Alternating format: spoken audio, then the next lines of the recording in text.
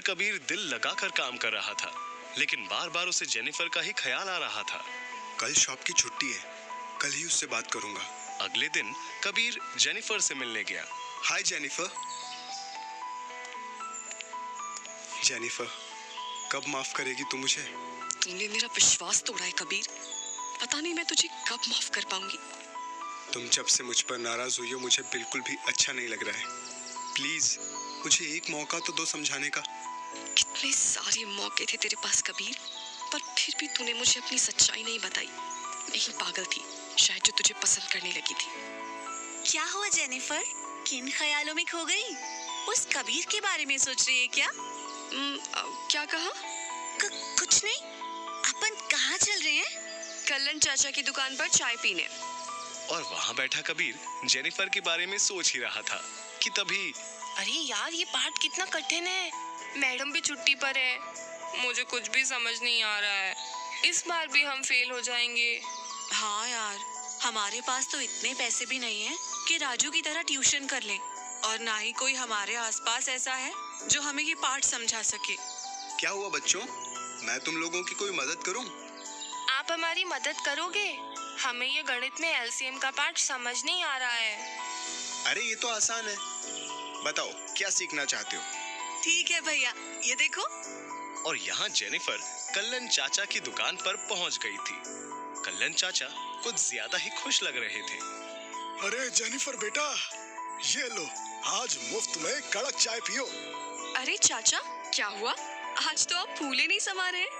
बात ही कुछ ऐसी है बेटी, अल्लाह की मेहरबानी से कमाल हो गया।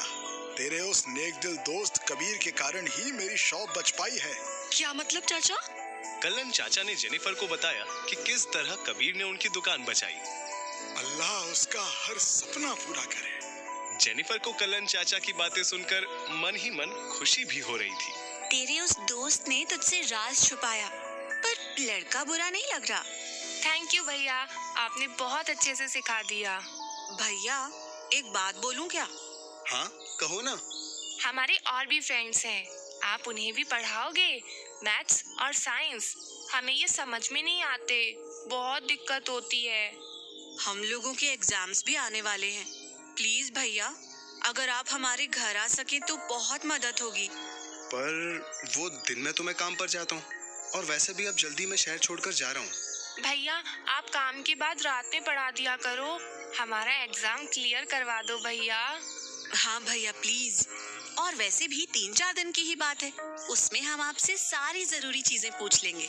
अच्छा ठीक है, चलो मुझे अपना घर दिखाओ। कल से काम के बाद सीधे तुम्हारे घर आ जाया करूँगा। बस फिर क्या था, कबीर का आखिरी हफ्ते का तो मानो ये रूटीन ही बन गया। कबीर शॉप से सीधे बच्चों के घर आने लगा, जहाँ उनके करीब 8-9 दोस्त और पढ़ने आ जाया करते। कबीर का आज 29वां दिन था। आज जब वो बच्चों को पढ़ाकर बस्ती से निकल रहा था तो उसे कल्लन चाचा दिखे। अरे बेटा, तुम यहाँ पर? अरे चाचा आप, नमस्ते। मैं तो छोटू और उसके दोस्तों को पढ़ाने आया करता हूँ। आप भी यहीं रहते हैं? हाँ बेटा, मेरा घर इसी लाइन में आगे है। खुदा तुम्हें हमेशा खुश रखे। बड़े नेक दिल बच्चे हो, ऐसे ही सबकी मदद करते रहना बेटा। आओ मेरे भी घर चल लो। आज नहीं चाचा, थोड़ा जल्दी में हूँ, कल पक्का आपसे मिलता हूँ। ठीक है बेटा। कल मेरा मसूरी में आखिरी दिन है। कल शॉप का काम खत्म करके तुमसे मिलूंगा जेनिफर, और फिर इस शहर को अलविदा कर दूंगा। तुम दोनों रूममेट्स को भी बड़ा मिस करूंगा। कितनी जल्दी ये दिन बीत गए, पता ही नहीं चला। सुहाना का कॉल इस वक्त? हेलो जेनिफर, तूने सुना क्या? आज मैं कल्लन चाचा की दुकान गई थी तो वो बता रहे थे कि तेरा दोस्त कबीर उनकी बस्ती के गरीब बच्चों को पिछले हफ्ते पढ़ा रहा था। सच में? मैं कल ही उससे सुबह बात करती हूँ, थैंक्स।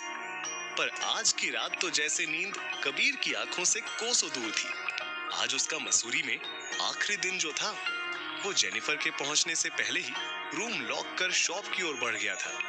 क्या बात है कबीर, आज बहुत खुश लग रहे हो? मैं ये जॉब छोड़ने की सोच रहा हूँ। अब शहर जाकर बड़े ऑफिस में जॉब करूंगा। तभी कबीर बेटा, मेरी बीवी की तबीयत ठीक नहीं है, मुझे तुरंत घर जाना होगा, तो आज तुम दोनों को ही दुकान संभालनी होगी। ये दुकान की चाबी रख लो और ध्यान से, कोई गड़बड़ ना हो। जी सर। आप बिल्कुल चिंता ना करें, हम लोग पूरा ध्यान रखेंगे। बॉस के जाते ही प्रदीप के खुराफाती दिमाग में एक प्लान आ गया।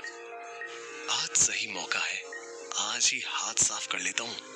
दिन भर कबीर और प्रदीप ने शॉप मैनेज की। प्रदीप बस इंतजार कर रहा था कि किसी तरह कबीर वहां से हटे और वो अपनी योजना को अंजाम दे, और आखिर उसे वो मौका मिल ही गया। अभी कोई कस्टमर नहीं है, तो मैं थोड़ी कॉफी पीकर आता हूँ। हाँ ठीक है, मैं हूँ यहाँ, चिंता मत करो। और जैसे ही कबीर बाहर गया, प्रदीप ने मौके का फायदा उठाकर मोबाइल उठा लिया, और जब कबीर वापस आया तो दुकान के अंदर का नजारा देख उसके पैरों तले जमीन खिसक गई। अरे ये क्या, दुकान पर कोई नहीं है और ये सामान बिखरा हुआ क्यों पड़ा है? ओह नो, दुकान का सबसे महंगा मोबाइल भी गायब है। ओह गॉड, ये सब कैसे हो गया? कबीर का मसूरी का ये आखिरी दिन क्या रंग लाने वाला है? जुड़े रहिए लव इन मसूरी से। अगला एपिसोड अंतिम एपिसोड होगा। उम्मीद है आपको ये सीरीज पसंद आई होगी। आपका प्यार इसी तरह बनाए रखें, कहानी जारी रहेगी।